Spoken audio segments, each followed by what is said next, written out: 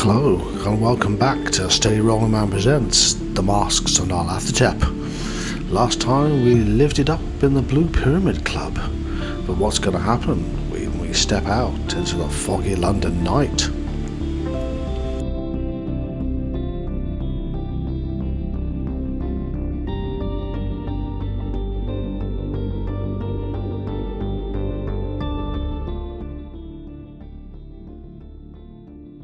The meeting with Alfred Briley, former agent of the artist Miles Shipley, at the Café Royal on Regent Street this afternoon. You have now followed the lead provided to you by your earlier conversation with Inspector Barrington at Scotland Yard, and have spent the evening at the Blue Pyramid, a private members' club in Mead Street, Soho. The Blue Pyramid is frequented by a diverse clientele, wealthy expatriates, curious tourists, and a large number of local Egyptian nationals, all drawn to the club's unique blend of culture and nightlife. During the evening's entertainments, whilst enjoying the themed cocktails, music, and Egyptian belly dancers, you have learned that Edward Gavigan of the Penhew Foundation is a member of the club, and have also witnessed a short, slight Egyptian man with neatly cropped pointed beard and a black turban seemingly hold council with a number of guests at the club that seem to be afforded special privileges with the dances. Upon questioning one of the dancers, you found her to be fearful of the man, named as Nubia El Bakir, but unwilling to speak of the reasons why inside the club. She was, however, desperate enough to arrange a meeting with you after the club closes at 1 p.m, under the arches at the end of Mead Street. Okay, so we'll pick things up at the end of the evening. The club's closing at 1 o'clock. The belly dancers have long since finished their act and have gone. You've hung around in the club, not really not seeing or witnessing anything else of any interest, but obviously conscious of the fact that you have a rendezvous to complete later. I presume you're just going to make your way out with everybody else. Yes. Obviously, okay. Yeah. Outside the Blue Pyramid, Soho is cloaked in a dense, swirling fog that dampens sound and distorts vision. The pale yellow glow of street lamps barely penetrates the murky air, casting faint halos that make the cobblestone streets glisten with moisture. A motor car rumbles past, its headlights piercing the gloom briefly before disappearing into the London night. In the distance, the faint clip-clop of a horse-drawn carriage echoes through the emptying streets, blending eerily with the occasional laughter of departing guests. As the last patrons drift away, the nightclub's neon sign flickers and hums faintly, its blue light struggling to penetrate the gloom. Okay. I presume you're just going to head up Mead Street to where you know the arch is to be. Yes. About how long do we have? How long do you have? What, sorry? How long do we have to the rendezvous? Well, you were set. You said me when it closed at 1 p.m. and it's 1 p.m. now. I see. Okay, good. Straight there. Oh, yeah. AM, yeah? Yeah. AM, Yeah, that's what I meant. Sorry. Yeah, sorry. that's all right. Yeah, 1 a.m. Yeah. Okay, so you head from the Blue Pyramid, you head up the street to the end. At one end of Mead Street, where it meets the broader thoroughfare, the fog thickens around a series of ancient stone arches. These dark, weathered structures loom like silent sentinels, their surfaces slick with moisture from the clinging fog. The arches are remnants of an older London, their worn carvings barely discernible in the dim light of the flickering gas lamps nearby. The narrow street leading to the arches is eerily quiet at this early hour. The fog gathers heavily here, pooling beneath the arches and giving them an almost spectral quality. Shadows shift unnervingly, and the faintest echo of footsteps lingers even when no one is there. Ahead you see a small handcart, abandoned by its owner, which leans against one of the arches. Its contents covered by a ragged tarpaulin that flutters slightly in an unseen breeze.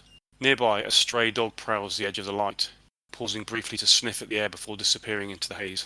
Under the arches themselves, the darkness deepens, the gaslight unable to penetrate their depths. It's as though the arches harbour a void, an oppressive nothingness that feels unnaturally cold. The faint sound of dripping water echoes from within, though no source is visible. Okay.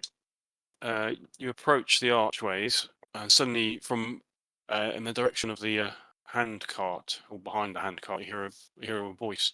Yeah, I'm here, out of the sight. Head towards the voice. Have you got any light sources, by the way? I've got a torch. Okay. Are you going No, to... I'm not gonna turn it on. No. Okay. Has anybody else got torches, or is it just Blake that's got them? Well, it's not actually a torch; it's a pen light. But No, I don't have anything like that. No, I've got one, but I didn't think to bring it. Okay, you move into the. It's very dark, and you move into the under the cover of the arches. The fog clears obviously slightly here, and yeah, you're actually struggling to see anything really until suddenly a match is lit, and you see the dancer Yalisha standing, kind of huddled up against one of the damp walls of the archway. A big coat kind of drawn over her dancing outfit, shielding her against the cold. She says, "Quick, come here. You must not be seen." Ushers you further into the archways. We'll follow her in.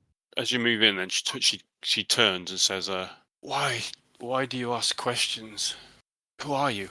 What do you want with El Bakir?" We don't know whether it's Al Bakir that we are interested in, but a friend of ours was looking into the murders of the Egyptians that have been frequenting the club, and it seemed like he might be connected. But it also seems that you might be in trouble, and we don't like seeing people in trouble. So if we can help you, then we will. Are you police or private detectives? Detectives. So anything you say to us, you don't need to worry. We won't report you to the police. The Blue Pyramid is a dangerous place. Why? How much do you know of what goes on here? Your friend, what have you learnt about him? We Go. we know little about the Blue Pyramid, but we do know that it seems to be the focal point for some of the bad things that have been going on. As my colleague said, you seem to be in trouble, and we would like to help if we can. There is a gang that the Brotherhood. It is deadly, and you are in grave danger. They killed Badru, my boyfriend, beat him and stabbed him through the heart. Why did they do that? He threatened one of them for making advances towards me. Are they just called the Brotherhood, or do they have a longer name? You say as if you know. Is it the Brotherhood of the Black Pharaoh? Yes, that is it. Do not say that too loud. And is But, El Bakir the leader of the Brotherhood? He is one of the leaders. Yes. Have they just taken that name? Are they a criminal gang, or do they worship the ancient Egyptian gods? I do not know that, but they are criminal. They have killed many. They are very dangerous. Their eyes and ears are everywhere. So the murders that have been reported, the 19 victims, 17 Egyptian, you think that they are connected to the Brotherhood's activities? Some of them, at least. One of them was my beloved Badru. And She wipes a tear from my, brings out like a handkerchief. was he one of the known victims, or? Yes, you may have seen the report in the newspaper. In the end of November, he was found in the Thames. And you now, are you safe, or are they watching you because that they know that you know that they killed him? They think I am just a stupid dancer. I do not think they will watch me, but still, I must be careful. And why did you not tell the police? I do not have any proof. Plus, I would lose my job, and without Badru and any money coming in, I would be nowhere. I have nowhere to live. You say they're a criminal gang. What activities do they do? She shakes her head. I cannot tell you that. I do not know. They just do what they like. Do you know if they have any other bases of operation, or do they work out of the club? Once a month, around midnight, a truck arrives near to the club, and up to 2 dozen customers from the Blue Pyramid. They all climb into the truck and drive somewhere outside of London. I know not where, but they have mentioned Essex. It always seems to happen at the same time every month. I do not know where they go, but I do not like the look on their faces when they come back. Sometimes they don't all come back. And did you say it's the same time every month? Do you know the exact time each month they go? The last 3 trips have been on the 27th, November, December, and January. It's all the same day. The night of the new moon. And is the owner of the Blue Pyramid a member of the Brotherhood, or is he? No, Abdul is Being not a forced. member of them. He's scared of them, and they have taken over his club. They threaten him, and he knows that he must do their bidding. For not to do so would be a death sentence for him. But he's a good man, as you are. I could tell when I met you that you were. I have a sense of such things. Otherwise, I wouldn't be meeting you out here like this. Do you know? Do you know Zahra Shafiq? No, that name. I looked at the others. That name doesn't mean anything to me. Ah, no, Ashik, the one who worked at the Penhew. Is it a woman, Shahar Sheik? Zahra Shafiq. She is my only confidant. She is a member here at the club. She runs Empire Spices on just round the corner on Wardour Street. But she is very kind. She often gives me clothes and money. But she is investigating the Brotherhood also. Is she to be trusted then? Yes, very much. She is. She is the only friend I have. And do you I know thought- why she's investigating the Brotherhood? What drives her to do that? She says that she is working for rich clients who have reason to investigate the murders also. Well, perhaps we should pay her a visit because it sounds like our purposes may align. If you This is trust why- her, this is are we why I- allowed to mention that we spoke to you? Yes, of course. This is why I ask you about her. I assumed maybe you were working with her, or at least with her knowledge. No, but we have heard her name. Do you know she used to work for the Penhew Foundation? Does that mean anything to you? I have heard the name. Mr. Gavigan. He comes to the club sometimes. Yes. And what do you think of him? I have. I do not know Mr. Gavigan. He's a very quiet man, very studious. I do not have an opinion of him. I do not know him. Mm-hmm. But I have seen him talking to Zara Shafiq. So I do not know whether they work together, but that would make sense. They certainly knew each other. If we need to speak to you again, is there somewhere we can contact you in a way that wouldn't arouse suspicion? No, I do not wish to give you any more information about me. I have That told you is- everything I know, and I will be at the club. Just, I would rather keep it like that if that is okay. No, that is absolutely fine. We don't want to put you in any danger. Do you need any help getting away from the club? I am staying here for now. For Miss Shafiq pays me to find out things and give her information. I want to see the death of my boyfriend avenged. I'm not a coward, and I will not leave till this has happened. If you can Well. help me, please do everything you can. And I think we may need to speak with you again because indeed our paths do align. Well, we will speak to. Is it Ashik? Her name? Zahra Shafiq. Shafiq. Sorry, that's why I didn't. Now, How are we to address her correctly? Is she Mrs.? Is there another honorific? We want to be polite if we go in to see her. she is Miss Shafiq. Miss I believe Shafiq. she is not married. Thank you kindly. I must go now. Thank you. I realised that it must have been putting you in some risk speaking to us. We'll do all we can to repay your trust in us. She smiles. Thank you. I knew I had not made a mistake. Please stay here whilst I leave. I do not wish to be seen with you. Of course. You understand? I will go Nod. this way. She points the opposite way to the way you came from. We shall wait here until. Okay. She almost stops, and then she almost disappears, and she suddenly stops. She turns around and says, and one more thing. The truck is dark blue and has the name Ferris and Sons written on the side. That's very useful. Thank you. She smiles and then disappears into the darkness. You briefly hear the click, clop, clop, the echo of her footsteps under the archways before it's smothered by the fog. Don't want to see cults everywhere we look. They may well just be a criminal gang that have taken on the name, and the Yes. journey might be purely for criminal activities. They may be smuggling people into the country, illegal workers. Happened to myself upon a strange old life when it's just a criminal gang is the good news. Well, yes, that means they've only at worst got guns, not dark miasmas that suck the very soul from you. What do you think?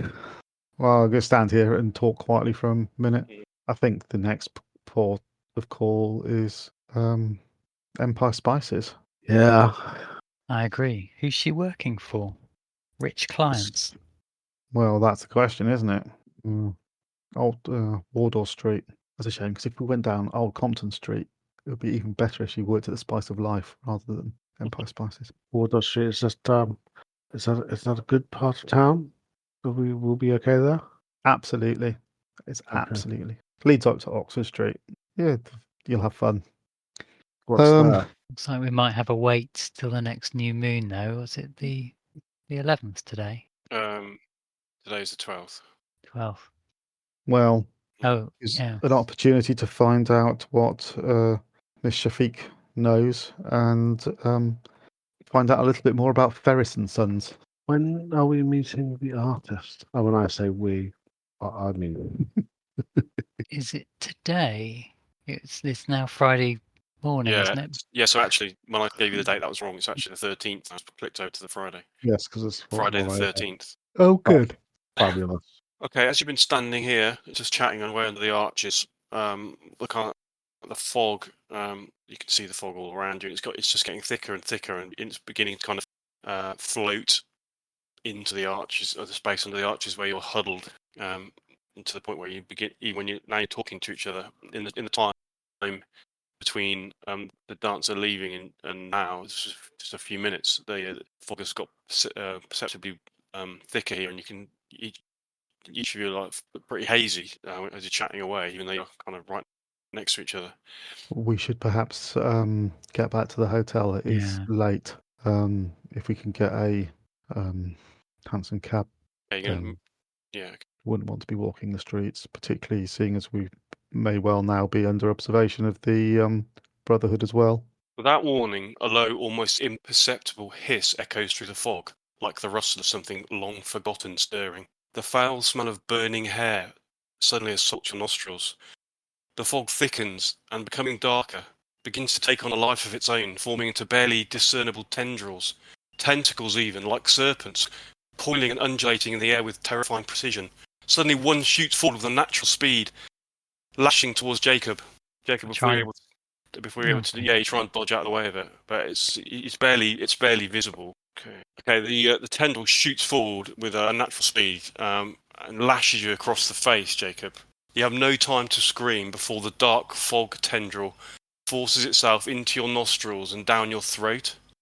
A slick, suffocating, and cold and invasive pressure that seals your airways with a horrible, choking grip. You suddenly, all of you, aware that these tentacles are everywhere, all around you in the fog. Douglas? Mm-hmm.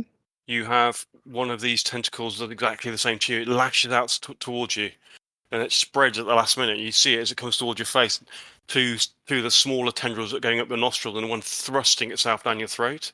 You're already beginning to suffocate, Jacob, so you take 1 damage, as do you, Douglas. Okay. Bear with me a second. Stanton, okay, you suffer a similar fate. You got 1 tentacle thrust down your throat. The other one goes into your ear. You got 2 of them. You take 2 damage as it begin to suffocate. And Lex. Yes. Okay, you have 1 tentacle of fog, which is thrust down your windpipe. So everybody takes 1 suffocating damage. The whole thing is the whole kind of fog itself is like moving. There are tendrils everywhere. It's like it's alive, but you can only just see it. It's barely discernible. So it's pitch black as well. So, but yeah, you're held in place by these tentacles. What are you going to do? In fact, we'll go in dexterity order. So let's go with Douglas first. What are you going to do? Is how far away from the arches are we? We've only literally just stepped out of the arches. You're probably only about 5-10 yards away from the arches. When you say I'm pinned, am I actually held by this? Is it solid enough for me to not be able to move? Yeah, it's holding you. Yeah. So it's corporal enough to be able to. Yeah. Okay, I'm going to have to. Yeah. Okay, yeah. in which case I'm going to try and grab it and pull it out of my face. Okay, you can't. You can't. You try and grab it, and you kind of try and pull away from it. Actually, your hand just goes straight through it, so it isn't really Okay. corporal. But you can try and pull yourself. Well, just pull it out of you, as it were. It's suffocating you. Yeah. So I, try and well, like, I'll, vomit it yeah. up. I'll. Yeah. Okay. You try and wrench yourself away. Can you make a strength roll, please? Yes. In fact, that's a hard Awesome. success. It's a hard success. Okay. Yeah. Okay. You kind of lurch away from it, and like you throw your neck back and pull away, and you feel you almost feel like the kind of suffocating, horrible dampness of it. Like it pulls itself out of your throat, and you gasp for air and you manage to pull yourself away from it. What are you gonna do? You can And run towards the archways. run back towards the archways. Yeah, because Okay. it was there wasn't a huge amount of fog in there, was there? No.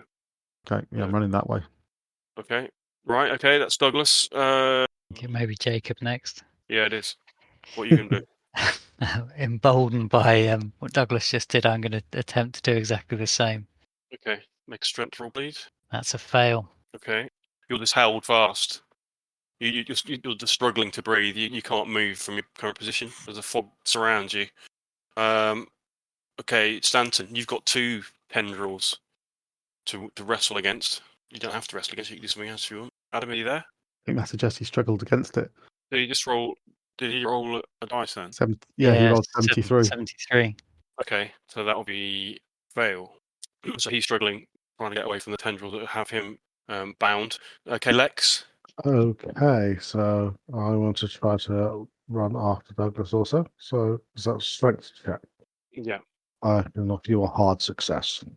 hard success. Okay, you wrench the semi-corporal tendril from out of your throat. Okay, can everybody make sanity rolls now, please? You can see this. You can see the kind of semi-corporal tentacle-like entity in the fog, and it's obviously attacked you. It's quite a disturbing situation. I passed. I failed. Okay. I have passed. So Douglas, you passed, but you still lose 1 sanity because it's obviously quite a disturbing situation. That's the same for me. Yeah, same for you. Thank you. Did you say you failed, Jacob? Yeah. Right, okay, I'll just roll your san loss on here. That's not me rolling. Okay. You lose 6 sanity, Jacob, which is going to have an effect. The other 2 just cry out in shock and fear, whereas you. Okay, the rest of you, Jacob, you just freeze. You absolutely freeze like a statue, and you just don't move at all. Yeah. Can I just have a? Can you guys just nip off for 30 seconds apart from Jacob, just so I can explain something to him? Literally, just Yep. count to 30 and then come back on. Yeah. Okay. You got Okay. it. Okay, Andy. Yeah. So you have got basically you're having a bout of madness, and you have got a mania, which basically means that you compulsively remain still. Yeah. You're completely aware of your surroundings, but you just think that remaining still, not actually moving a muscle, is the only way that you're going to get out of it. Okay, it's a fight or flight response, isn't it? Yeah. So okay. So So that's that. You failed on your on your strength roll as well, didn't you? I did. Yeah. Okay. Come back. I don't know if Adam's rolled if Danton has rolled a sanity check. I can't see him. No, I think he rolled the strength, but not the sanity. Can we come back? Yep. I caught the end of that question, by the way. Sorry, as I was coming back on. No, He which did question? Oh yeah. he okay, did he did roll his sanity as well as his strength. yeah. Is that last roll his sanity 64? Yeah, Okay. because he rolled a You can't 73. hear me, I guess. Oh yeah, No, I we can hear you can now. And Yeah. now, Oh, that's weird. Did you pass or fail? No. Pardon? Failed sanity roll. You failed a sanity roll. Okay. So san loss. Okay. Your mind can't quite comprehend what's happening. So you lose 1 sanity. Again, you cry out with fear, but it could have been a lot worse. Mm. Okay. So everybody apart from Jacob and Stanton are both still held by the tentacles, aren't they? By the tendrils. Whereas Mhm. Blake and what did you do after you after you pulled yourself free, Lex? Nothing. I ran after Douglas. Okay, so you 2 are under the archways. Yep. Yeah. Okay. Okay. Right, a second tendril winds itself around you now as well, Jacob. So you're now held by 2. So Jacob and Stanton, you both lose 2 hit points from further suffocation. The other 2 of you, you have headed over to the kind of hiding under the archways, but unfortunately that gives you no respite against whatever this thing is. And the fog-like tendrils whip out into the darkness. One towards you, Douglas. Mm-hmm. Again, forcing its way down your throat. You can't do anything. You're just writhing in agony. You take a further point of damage from suffocation. And Lex, you kind of throw your arms around and somehow manage and turn and at the last minute somehow manage to dive away from it using the. You don't know how, but it doesn't. The tendril doesn't attach itself to you. What are you going to do, Douglas? Am I trapped again, or did it whip me, Yeah. or is it gone? I am No, you're trapped again. trapped Yeah. I'm going to try and pull myself away again, Okay. and I'll look pleadingly if I can see him towards Lex to see if he can help me. Yeah, Lex is right next to you. Yeah, I pulled myself away. That's a success. No, I don't. No, I don't. That's a fail. Sorry, I misread it. Okay. Didn't- You fail. You're still held fast. So, Jacob, you don't do anything. Stanton, what are you going to try and pull yourself away from the 2 tentacles? You need to make a strength roll again, then, please. Ooh, Oh, it's not bad. Quite good. that's an extreme success, I believe. It is an extreme success. Okay. As the tentacles wend their way further down your esophagus, you can feel the life force being drained from you as you suffocate. With a huge force of will, you wrench yourself away from both the tentacles, like almost falling over with the effort that it takes. But now you are free from them. You can see they're all around you still, but they're no longer down your throat and blocking your windpipe. What are you going to do? Is Jacob next to me? Yeah, you can see Jacob standing right next to you, but you obviously glance at him only quickly. He's absolutely rigid. He's not even moving. You can see the 2. I'll, You can just about see the 2 kind of ethereal tentacles, but yeah, he's not struggling or anything. I'll grab his hand and try and wrench him away Okay, in the direction of the arch. okay, that'll happen next time. These arches, do they have an exit? Yeah, they're open on both sides. Okay. Okay. We're being attacked on one side of the railway, Yeah. on the other. Okay. So that was that. Lex. Well, I saw You've got Douglas. Douglas is right next to you, still being held, struggling against the whatever these things are. I saw Douglas like looking at me potentially for help. So can I try to help him? You can try and grab hold of him and wrench him away from the mist. Wrench him away. Yeah. Yeah. Okay. That is a hard success. Hard success. Lex inadvertently disembowels me in the process. Okay. Right, you manage to pull Blake away from the captive tendril. And again, you feel the pain as the thing leaves your body. But yeah, you succeeded in getting him away. But again, you're still, the tendrils are coming into the darkness under the arches now. It's not providing any respite at all. Okay. Me again. Do you want to do anything else other than that, Lex? You can move as well if you want to. I suppose it's too dark for me to actually be able to see what Jacob and Stanton are up to. That's the problem, because you at the moment it's absolutely pitch black, so you're really struggling. Yeah. Well, I've still got hold of Douglas for having grabbed him. So I will pull him to gesture that I'm going to continue. I'm going to run further away. Okay, you can try and pull him away then, yeah? Yeah. Okay. So try to get away. Can you make a dexterity roll, please? Try and make sure you keep your feet, because it's pitch black and you're trying to run it on uneven ground. I have got a success. Okay. Okay, you begin to pull. You pull Lex away from you. You pull Blake away with you. So, where are you going? Back out, or through to the other side of the arches? Or you just randomly running off? It's the other side of the arches. Okay. Right. Okay. So we're now back to you, Douglas.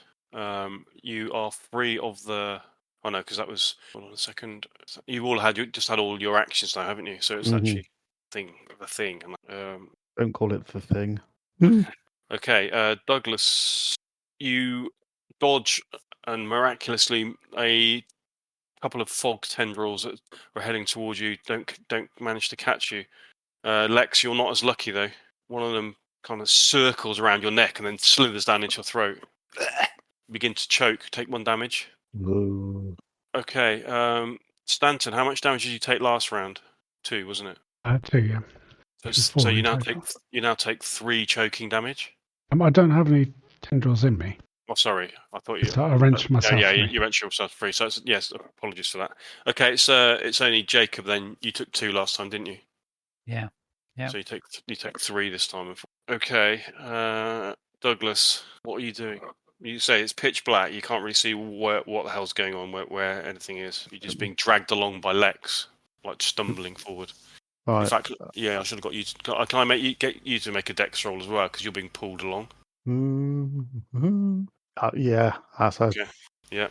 critical success. I Okay. veritably Trip along. dance along. Yeah, Yes. trip's not the right word. Yeah, what are you doing? I am going to fumble in my pocket and pull out my pen light because I Mhm. want to see this creature, and also, if failing that, see where the hell we're going. Okay. Fumbling in your pocket. Not fumbling, very carefully taking it out, taking care not to drop it as I do so. Of course. Okay, you retrieve the pen light and turn it on. I shine it back to where, in the direction of the tentacles. Is there anybody there? Right, you shine it back towards the tentacles. Well, they're kind of all around you still, anyway. And as you shine it, you can now see them. They're more obviously more visible, like almost like a kind of shimmering, grey, silvery in appearance. But interestingly, as the beam of the light falls on the tentacles, they recoil as if they've been burned. Yeah, excellent. Okay. Is there one on Lex at the moment? Yeah, Lex is held with one. So yeah, Okay, you're gonna. I'll shine it on the one that's on Lex. Okay, you turn and shine the beam onto Lex. The one on Lex just recoils straight away. It comes out of him and then disappears back into the body of the tentacles as if it was burned by a flame. Okay, Lex, getting close behind me. We're going to get the others, and then I'll advance forward to where I think they were, and I'll sweep the pen light in front of me to try and ward off the tentacles. Okay, you Put my hand on his shoulder so we follow him in lockstep. Okay, that's fine. So whilst you're doing that, because that's take you a bit, because you obviously already had your action in terms of getting Lex free and everything. Jacob, you can't really do much. I've already given you damage. Stanton. I didn't have any tentacles holding me, but I was trying to yank Jacob in the direction of the archers. Yeah, I needed to. Did I roll to see whether any? Oh no, they missed, didn't they? Okay, yeah. You were trying to yank him in the direction of the archers. Yes. Okay, right. Need a strength roll. He actually he won't be yanked. He resists you, even though he's suffocating and he's got tendrils wrapped around him. When you try and pull him, he almost like pulls the other way. Well, he just stays still as a statue. It's almost like he's it feels like he's paralyzed. But yeah, so with all my strength, there's nothing I could do to. You can try. You can make a strength roll if you actually want to physically force him. Yes. I didn't tell you when we're on the Majestic. Okay, so I was working out in the gym. Not only do you manage to pull Jacob, but you also manage to detach him from the tentacles that are attached to him as well. So you pull him out. You pull him with all of your might, which appears to be quite a lot of might at the moment. You yank him away, and the tentacles are still all around you though. You begin to drag him in his weird kind of still state. In fact, he's probably just going to fall to the ground. To be honest, how much do you weigh, Jacob? Well, not a lot. I'm quite small, so only size 50. Okay. Yeah. Okay. I think with that roll, I think you begin to drag him away. He's as if you're like dragging a dead body, as it were. You know, he's just kind of you've got your arms under both of his armpits, and you're just pulling him away, basically. Mm-hmm. Okay. Right. Lex, what are you doing? You're just following Blake, yeah? Yes, that's right. Put my hand on the shoulder and just be in lockstep with him. Yep. Okay. Right. So, Lex and Douglas, you can all of the tentacles all around you still, but then they, if the word afraid is the right word for whatever this thing is, they're not coming towards you anymore. They're still kind of, the further you move forward with your light, the further they kind of retreat. So they're not attacking you. Stanton, you're still making your way towards the light that you've got. Hasn't got a particularly long and strong beam, has it? It's only a pen light, isn't it? No, it's only a small one. Yeah. Yeah. It's not a torch. It's not a flashlight. So Stanton, you're still, unfortunately, you're not within the kind of beam of the light yet. So the tentacles are still attacking you. Yep. Well, I'm using my adrenaline to its fullest capabilities. Oh, okay. Stanton, another one finds its way into your throat, and again you feel yourself choking as the fog thing, whatever it is. So it's another point of damage. There are tentacles wrapping all around Jacob's body as well, but fortunately at this stage, none of it have entered him, as it were. Douglas, you're moving forward.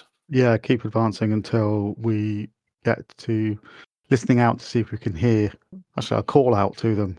Okay. See if you can locate them so that I can head straight towards them. Yeah, they're in. Okay, you call out to them and you move forward. You can, and as you're swinging like the pen light, while moving it backwards and forwards to left and right, you can see Stanton struggling with pulling the fallen, what looks to be the fallen body of Jacob. As the light from the pen falls on the tentacles that are surrounding them, again the same thing happens. This whole thing kind of moves back, retreats in fear from the light. So, Stanton, you're now free. I will continue dragging Jacob whilst his little legs allow. Okay. Right. Has anyone got lighters? Has anyone got lighters? So if you've got a lighter, light it. It may be afraid of all sorts of light, not just electric, and you can ward it off yourself. Give me a second. Both my hands underneath Jacob. What are you actually doing with the light then now, Douglas? So you just kind of... I am going to stand and sweep it round in circles around us to try and ward off the tentacles from all of us.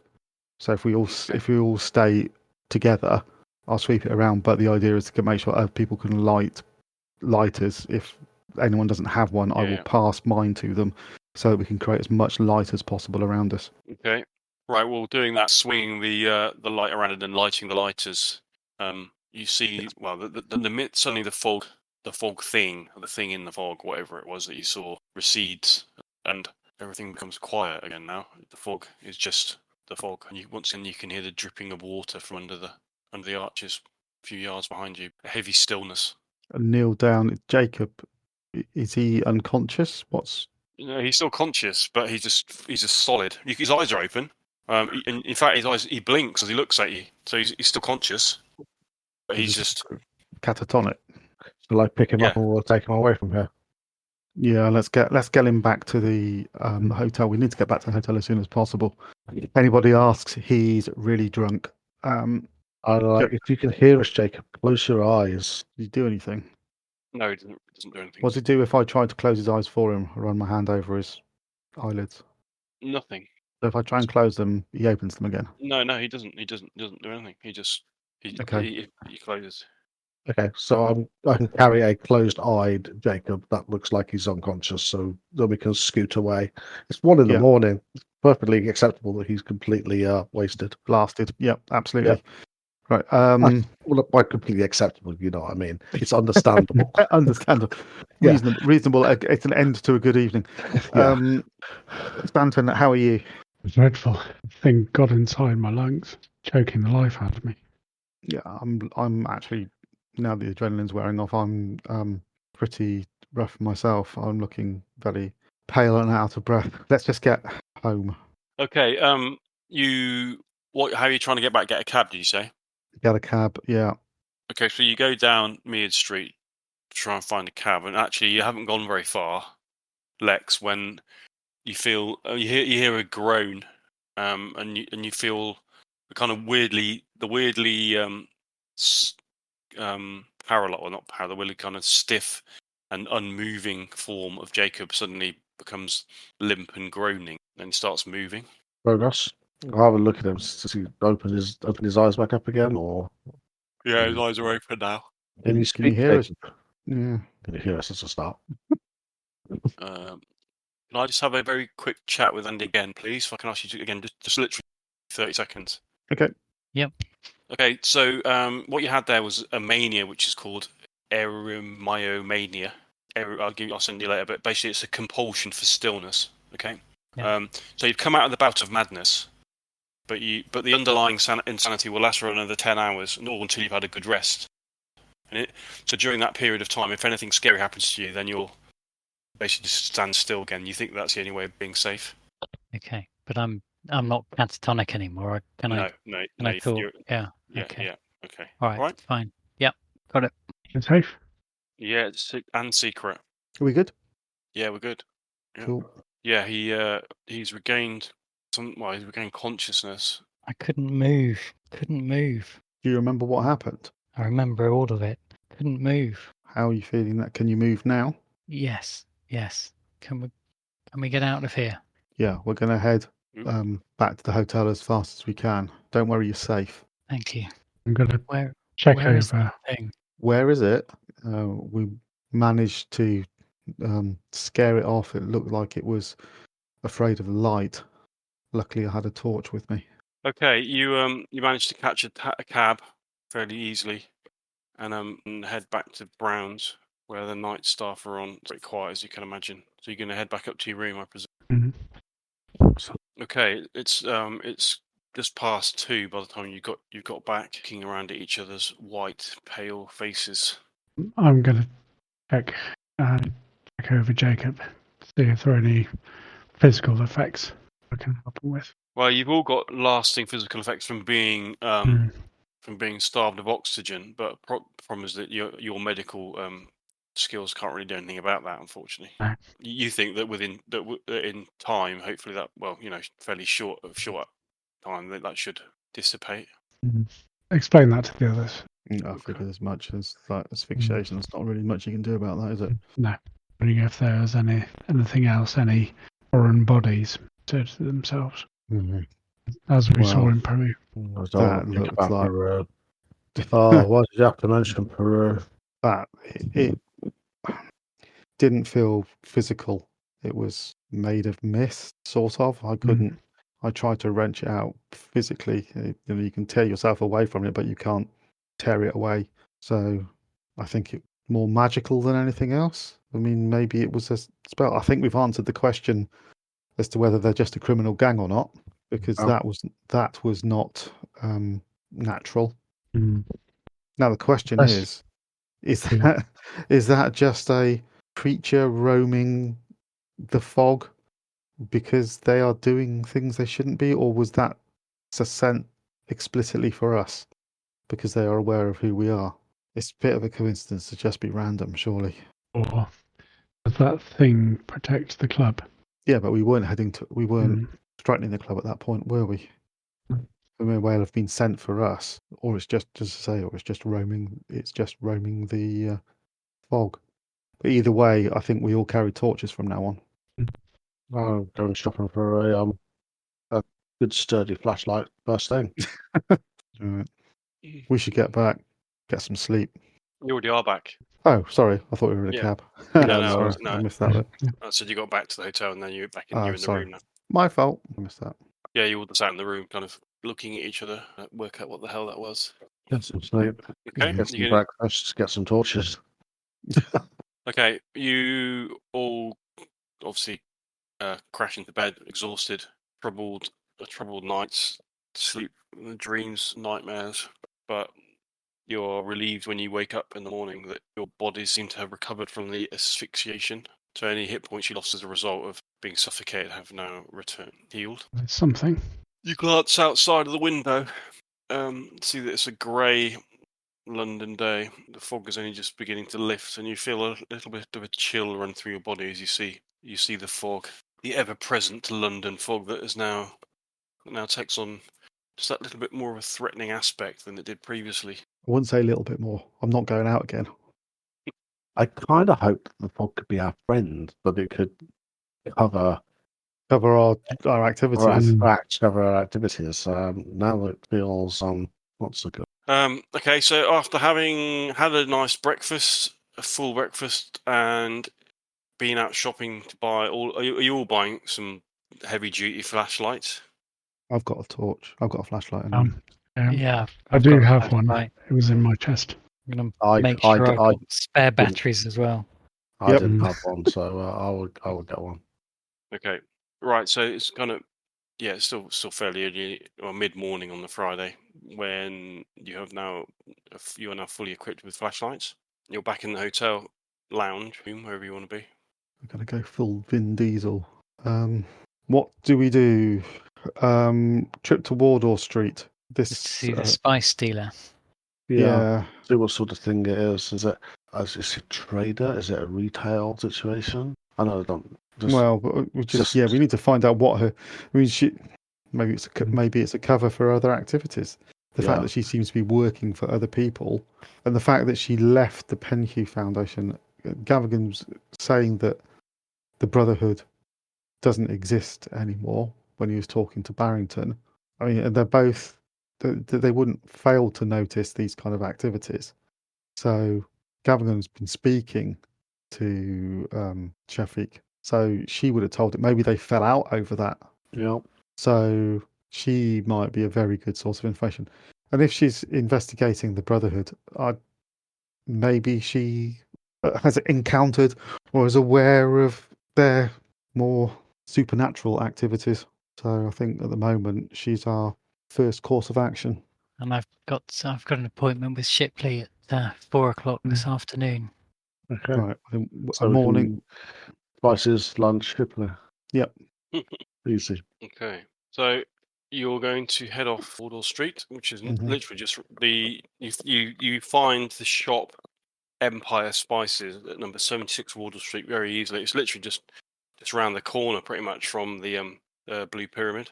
It's a 2-story building, and it appears to be a spice shop. You can see customers going in and out, and you can see a shop window with an array of spices and other dried food materials, herbs, etc. Large jars in the window. It appears to be open this Friday. You want to go in? Mm-hmm. Are you all going? Yeah, I think so. I think this is the nature of that lady. Okay, so you open the door to Empire Spices, and you are hit with a waft of strong, pleasant smells from within. You enter into a smallish shop floor.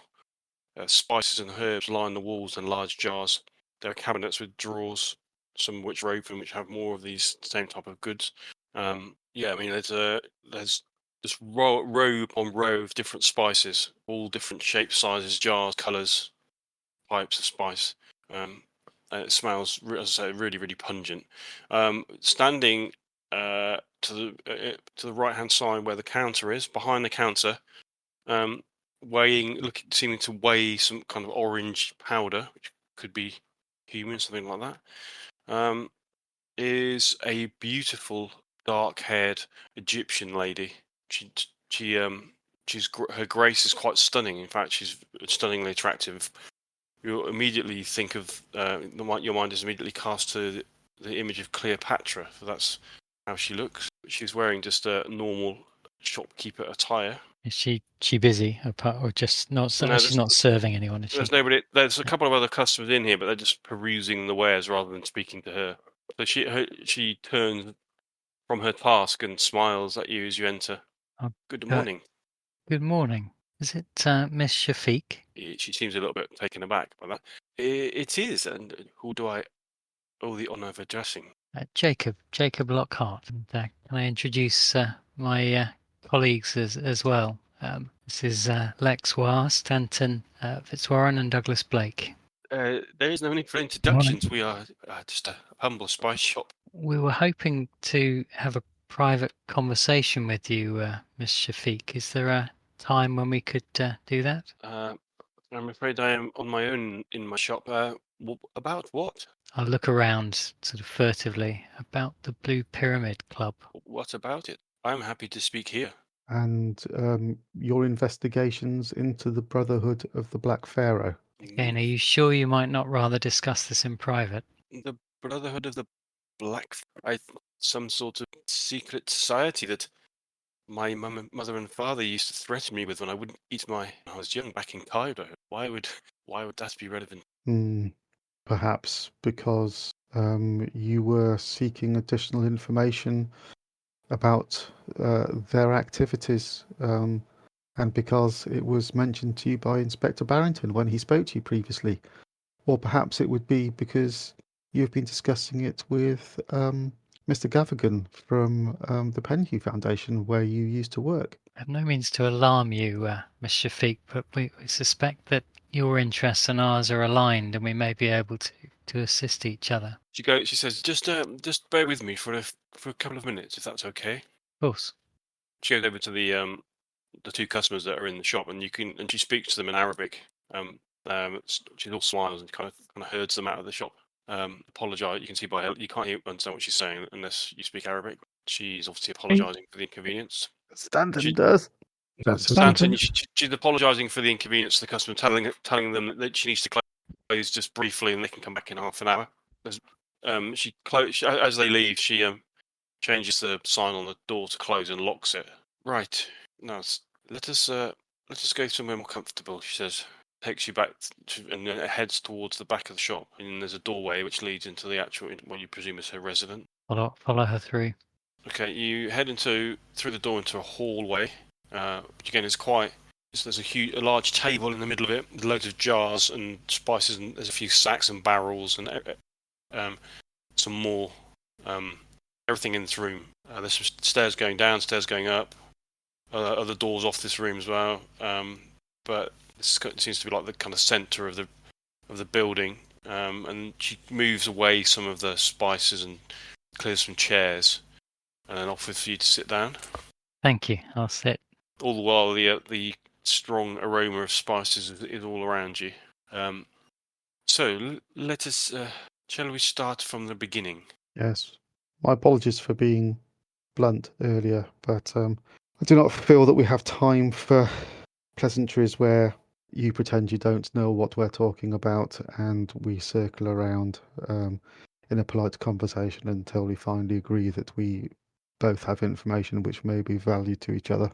We sometimes have to be a bit direct to prove that we are for real. We spoke to your contact at the club last night, who put us in touch with you. We've been investigating the club ourselves and understand that you have too. My contact.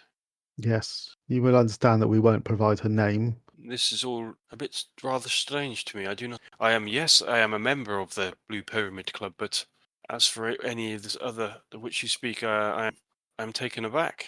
I have nothing that I can tell you. So you never worked for the Penhew Foundation?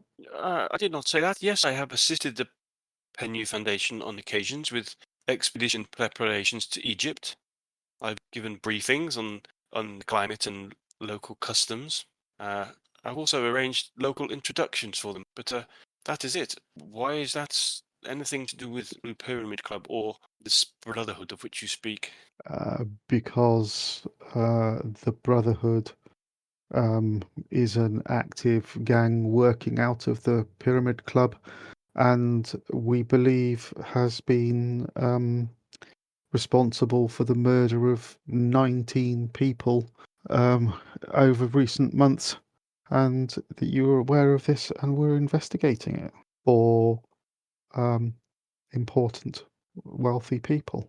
If I was, then I'd be telling strangers about such a thing. No, absolutely not. But do you not find it strange that we know this much about you and come to speak to you directly? It is strange, yes. I most unexpected.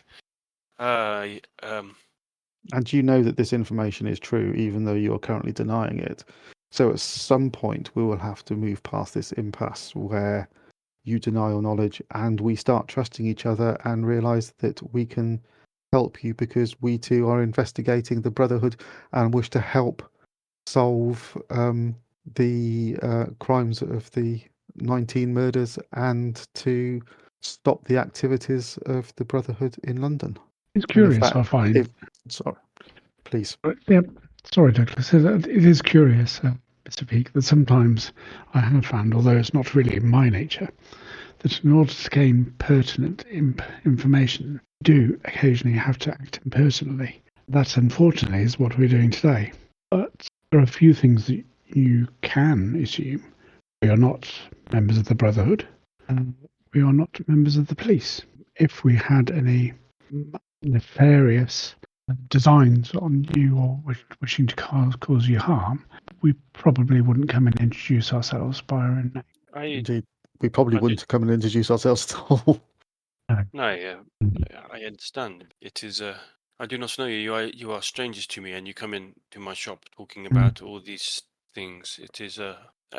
Suffice it to say, I have told you my connection with the Penhew Foundation. If I have other interests in the Blue Pyramid Club, then they are my interests. What is it that you would want? We would hope to share some information. Obviously, we are only just starting our investigations with the Blue Pyramid Club. We would hope that perhaps you would save us some time and share your information. Equally, we wouldn't wish to put your investigations to any risk or yourself to any risk. Obviously, if we are both investigating the same area, there is a possibility that we will cross paths or indeed inadvertently put each other in danger, and that is something that we would wish to avoid. We would rather work together than work in parallel or indeed at cross purposes. Yes, I can understand you. As So what has led you here to? we have been led here because a very good friend of ours was also seeking to investigate the Blue Pyramid Club, and unfortunately, he was murdered in a mouth foul way by a cultist organization. You see, we believe that these cults are active in many cities, and we had traveled from New York having broken up one nest of cultists and come here to discover what we believe is another one potentially connected. They're most definitely connected by the investigations of our departed friend, but it's possible that their beliefs and their activities are connected as well, and we are looking to stop that for everyone's sake. Of course, that sounds terrible. Fantastical, even. But believe us when we say whether or not they may believe what they are doing, whether it is true or not is a different matter. We're not concerned about that. What we're concerned about is that they believe it and they are killing people, and we need to put a stop to that. I also understand that you've spoken to the police about the murders, but chose not to share any information to Inspector Barrington, which suggests that although you're involved, you are concerned about involving the police. The police, they are so heavy-handed. Exactly. And the police cannot do things that we can. They cannot move in the circles that we can.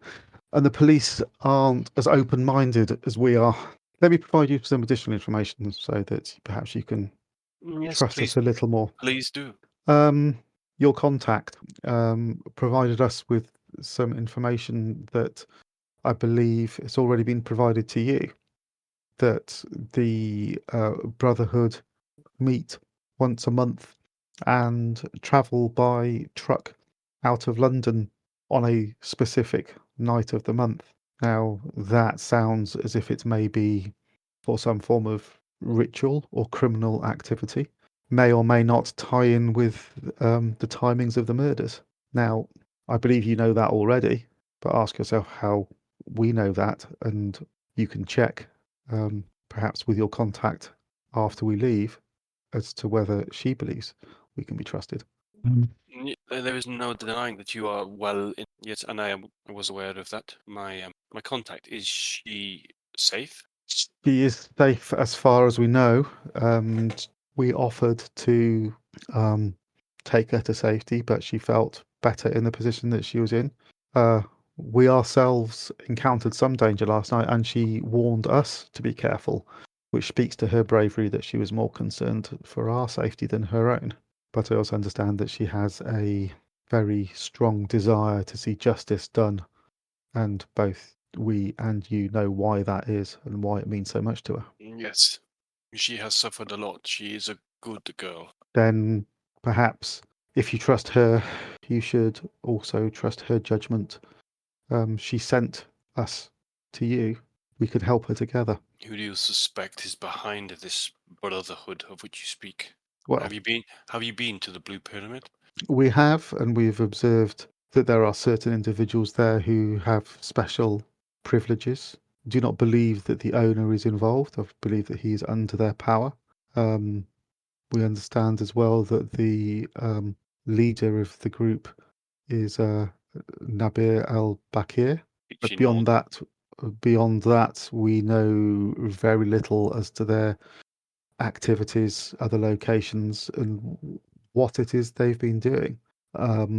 We have limited knowledge of the history of the Brotherhood. I suspect that your knowledge is greater than ours. We would be willing to share that information. Where, interesting. Where did you find the name of the Brotherhood of the Black Pharaoh? Where did this come? Well, a mutual friend, Mr. Gavigan, swore blind that the Penny Foundation knew nothing of the Brotherhood. However, I have read a book, was of the Penny Foundation, that says that I discovered a journal of a fellow that went to Cairo and encountered some people in only a few years past. That the Brotherhood is more than just a rumor, but it is active. Yes, I feel you. Maybe if Of course, leaves a question mark over the veracity of Mr. Gavigan. Sorry to say. Well, now let me tell you something, my friends. When I spoke to Bettis and Sons, it was interesting that they confirmed to me that one of their trucks was on hire to the Penhew Foundation for 6 months. Most interesting, given that the truck that is being used by the Brotherhood is a Ferris and Sons truck. Do you suspect that Gavigan is involved with the Brotherhood? My suspicions are that he is not just involved, but he is, in fact, I would say that more than suspicion. You did say you didn't like the cut of his jib, didn't you, Stanton? Told you I didn't trust that man. You did. You were right to not trust him. And what is your interest in this? We have told you that the reason why we are interested is because we fear that there is an active cult in London and that our friend, either directly or indirectly, was murdered because he was investigating them. Puts you in a very difficult and dangerous position. You must have very strong reasons for investigating them. My reasons beyond looking after our mutual friend. Yes, well, my reasons are quite similar to our mutual friends in that it is personal, but also secondary to that, I have other friends who actually put it well positioned, would like to understand how some of these murders have happened. If you have been to the Blue Pyramid Club, you will realise that a lot of the clientele there are well-to-do, and you may be able to just murder the working classes, but when the middle or upper classes disappear, then there are always those who are willing to make sure that those who are responsible pay. I cannot tell you any more than that at this stage. I hope you will understand that discretion is what I have to promise my customers. And what is it that your customers ultimately require of you? That these people are brought to justice through the police? That there is proof that they are responsible for the murders? To what end? I ask because I would like to assist, if possible. Well, before I answer that question, let me ask you the same thing. Our interest is ensuring that whatever activities the Brotherhood are undertaking, they cease in the city, and that would mean understanding what they are doing, why they are killing such large numbers, and putting a permanent stop to it. More broadly, it's to understand whether there is any connection, wider connection between the Brotherhood and the Penhew Foundation and the Penhew Foundation's activities when setting up expeditions. And it seems from what you're saying that they have direct involvement. And if Gavigan is using the Foundation's connections and funding in order to further the Brotherhood, then that is something we need to put a stop to as well. And as you will not get any disagreement from me. Then perhaps we could, if not work together, agree not to work at cross purposes. I will be happy to share any further information that I have. My investigation is at a critical stage. I would not wish to place a good many months' worth of work at jeopardy. But we wouldn't wish to go stumbling in and destroy any work that you've already got in train. Would you be willing to share what your next steps are? If only so that we know to avoid being in the wrong place at the wrong time or asking the wrong questions of the wrong people. I have only recently become aware of Gavigan's involvement. I am at an impasse as to what to do with him. I do not wish to hastily and expose myself. How well do you know Gavigan? Only through acquaintances from perspective. We are not friendly, but we are pleasant to each other. I do not know him that well. He is a very guarded man. You said you had more than a suspicion that he was involved in the Brotherhood. That hints at having evidence. Do you have any evidence? I have what I have been told. I've heard. I have nothing written down. Nothing that would be evidence in your court of law. As things stand, I believe I am close to finding out where the truck goes and what happens there. So if we followed the truck next time it departs, that would interfere with your planning? No, not necessarily. Maybe we should go about our own business, but convene in maybe a week's time and share any further information that we've been able to glean. That would sound like a positive step forward. I'll look around to the others. I have Possibly. for a long time I have wanted to. I wanted to understand exactly what the Penhew Foundation is. I have seen everything it is on the surface, yet I believe there is more there than meets the eye. I wonder whether you know anybody who may be able to assist accessing the Penhew. And then stare at Stanton. Mr. Gavigan believes that my interests are purely academic, although at best all I would be able to do is distract him. He is very suspicious. Do you have a particular focus of your interest? I was thinking more of an unescorted out-of-hours visit. Now We'll look back. Is there a particular part of the Foundation that you are interested in visiting? I do not know what lies other than in the public areas of the Foundation. I just would be very interested to know a man of Gavigan's nature who spends most of his time at work. I have a feeling there is probably more there than meets the eye. I have previously managed to arrange a tour of his Mayfair apartment. It yielded nothing. Therefore, there is only one other place where he would keep anything that could possibly incriminate him. Well, we are aware that he's very protective of his safe in his office. Yes, his office. It sounds as if you have experience in guided tours. Were you intending to make this visit yourself? I hadn't thought how exactly I would do it. No, not myself. I'm not skilled in that way. I happen to have a contact who is able to access his room hotel, but the Penhew Foundation is different altogether in it. Security is tight, not easy to access. That perhaps it may help both of us immensely if you knew anyone or were able to arrange some sort of end. Well, let us see what we can do about that, and perhaps we should reconvene at a later date once we have conducted more investigations as to how we might secure a tour. Be careful. Do not speak of the Black Pharaoh when you are anywhere near the. No, I think we have learned that already. I think perhaps at the moment, staying away from the Blue Pyramid may be our best course. Yes, I would be inclined to agree. I think we might have already attracted too much attention. Yes, I would not want, as I said before, I would not want my hard work undone by too much of a frontal assault. You have done well in finding me. Well, we hope we can be useful allies to each other. I think Oh. we have shared as much as we can for now. Let us, as you said, go about our own business in the understanding that looking towards the same end. Well, we shall meet again prior to the next new moon. Indeed. She stands. It's been delightful meeting you all. It's been a pleasure and enlightening. She shows you out.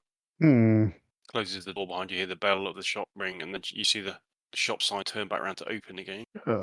Right. We'll walk back down Wardle Street. Okay. We're going to get some lunch before this afternoon's meeting. Yeah. Go find somewhere quiet. Chinatown. Well, okay. Well, that far? It's not very far at all. Excellent. 5-minute walk. Okay. Yeah. There you go. So, what are you doing now? Going for lunch? Yeah. Yeah. Okay. So, well, over lunch we'll have a conversation about what we might do next. Are we going to try and access the Penhue Foundation?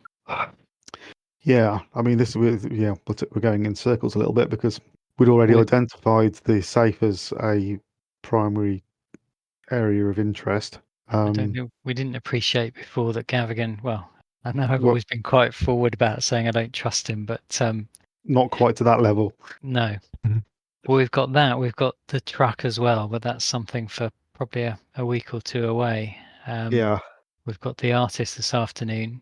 Yeah. Well, there was also finding out a bit more about Arthur Cotting, who is the chap who seems to have sparked off the Shipley's departure into the more macabre arts. But perhaps that's something we can pick up after the meeting with Shipley. He may say some more about Cotting this afternoon. Yeah. I mean, potentially entirely unrelated to our main investigations, though. I don't see what this has got to do with the Carlisle. I can see what the Blue Pyramid Club has to do with the Carlisle expedition, but I can't see what Shipley does. So we should be mindful that we don't, whilst I'm concerned that he's involved in things unnatural, it seems to be disturbing as opposed to deadly. Well, perhaps we'll come back to that after we've met him, or after I've met him. Yeah.